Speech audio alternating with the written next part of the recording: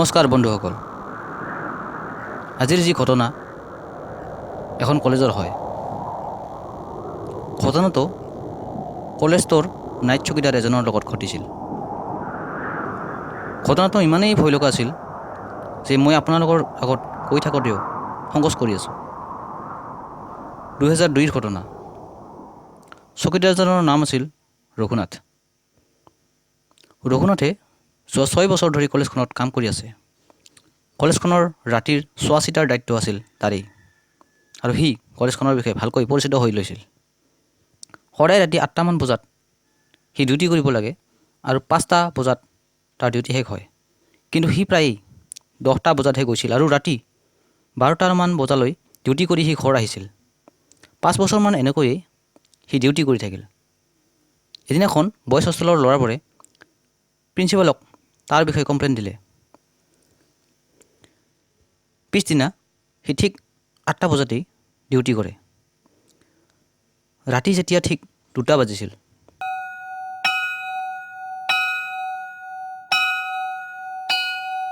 সি মনে মনে শুনি থাকিলে। 5 মিনিটমান পিছত প্ৰিন্সিপাল ৰুমৰ ভিতৰৰ ফালে সি বিৰাটেই ভয় খালে। পিছদিনাও সেই একেই শব্দ। তৃতীয় দিনাখন ঠিক যেতিয়া 2টা বাজিছিল, সেই ষ্টাফ ৰুমৰ বাৰান্দাত বেঞ্চ এখনত বহি আছিল। তাৰ ঠিক পিছফালে সি ইমান চক খাই উঠিল যে কিছু সময়ৰ কাৰণে তাৰ উশাহ যেন বন্ধ হৈ পৰিছিল। সি দৌৰি গৈ লেবৰেটৰী ৰুমটোৰ কাষত গ'ল। সি দেখিলে যে লেবৰেটৰী ৰুমটোৰ দৰজাখন দেখোন খোলা আছে। সেই ৰুমটোৰ ভিতৰত সোমাই টৰ্চ মাৰি চালে যে দেখিলে লেবৰেটৰী ৰুমটোৰ ভিতৰত থকা কংকাল অৰ্থাৎ মানুহৰ জোকাটোচোন নাই। সি ইফালে সিফালে চাবলৈ ধৰিলে। সি যেতিয়া ইফালে সিফালে টৰ্চ মাৰি চাই আছিল, হঠাৎ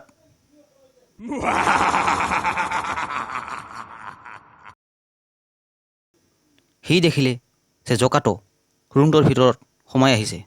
সেই দৃশ্য দেখি সি তাতেই অচেতন হৈ পৰি থাকিল। পুৱা যেতিয়া সাৰ পায়, সি তাতেই পৰি আছিল। তৃতীয়টো ঘটনা। এই ঘটনাটো ইমান ভয় লগা নহয় যদিও মোৰ বাবে এই ঘটনাটো অদ্বিতীয়। মই তেতিয়া কলেজৰ হোষ্টেলত থাকিছিলোঁ। হোষ্টেলখনত আমি টোটেল 10জন ল'ৰা আছিলোঁ। হোষ্টেলখনৰ ৰুমবোৰ ওচৰা ওচৰিকৈ আছিল, আৰু মোৰ লগত এজন ৰুমমেটো আছিল। সি মোতকৈ জুনিয়ৰ আছিল, হাই ছেকেণ্ডেৰী ফাৰ্ষ্ট ইয়েৰৰ আছিল, আৰু মই ডিগ্ৰী ফাৰ্ষ্ট ইয়েৰ। মোৰ এটা স্বভাৱ আছিল যে ৰাতি 3টা বা 4টামান বজাত সদায় মই পেচাব কৰিবলৈ ওলাওঁ, আৰু তাৰপিছত মোৰ আৰু টোপনি নাহিছিল। হয়তো মই বিচনাতে বহি মোবাইল খেলিছিলোঁ, হয়তো কেতিয়াবা মই চাহ বনাই খাইছিলোঁ। এনেকৈয়ে এদিন 3টামান বজাত মই পেচাব কৰিবলৈ উঠোঁ। গতিকে মই সিদিনাখন পেচাব কৰি উঠি হোষ্টেলৰ বাৰান্দাতে বহি আছিলোঁ আৰু ফিল্ডৰ ফালে চাই আছিলোঁ। মই দেখিলোঁ যে ফিল্ডৰ মাজত কোনোবা এজন ল'ৰাই থিয় দি আছে। ফিল্ডৰ চাৰিওফালে থকা লাইটৰ পোহৰত মই তাৰ মুখখন দেখা পাই আছিলোঁ। দেখাত সেইজনক মোৰ হোষ্টেলতে থকা ৰতন যেন লাগি আছিল। মই ভাবিলোঁ যে ই হয়তো আজি সোনকালেই উঠিছে, এনেইতো বৰ এলেহুৱা। তাক দেখি ময়ো আগুৱাই গ'লোঁ।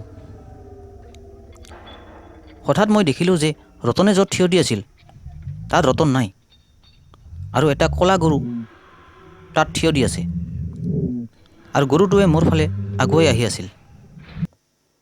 আৰু চাই থাকোঁতে সি এক কুকুৰৰ আকাৰ ল'লে। মই লগে লগে বুজিলোঁ যে ই এটা চলাৱা হয়, গতিকে ইয়াত থকাটো উচিত নহ'ব, আৰু মই লগে লগে হোষ্টেলৰ ভিতৰত সোমাই যাওঁ। ইয়াৰ পিছত আৰু মোৰ লগত এনেধৰণৰ ঘটনা কেতিয়াও হোৱা নাই।